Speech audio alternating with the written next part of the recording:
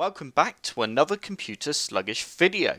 Have you subscribed to our YouTube channel yet? If not, be sure to click on the big red subscribe button and click on the bell to get notified when we upload a new video. In today's video, I will be showing you how to open a website using a shortcut in Windows 10. To start off with, first you need to right click on your desktop and you then need to go to New and click on Shortcut. You now need to find the location of the browser you would like to use to open up the website.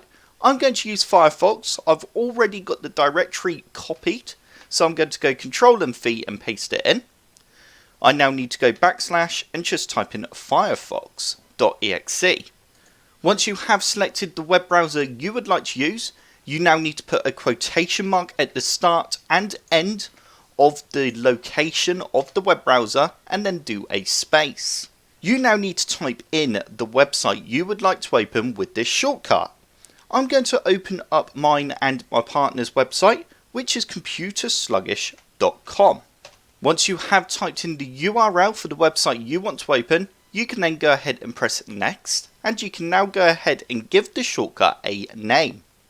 I'm going to call this Firefox CS website and press finish. As you can see, I now have a shortcut on my desktop. If I double click on the shortcut, it has now opened up my website.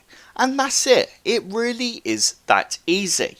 I hope this tutorial has helped. If it has, hit the like button below and subscribe for more computer sluggish tutorials.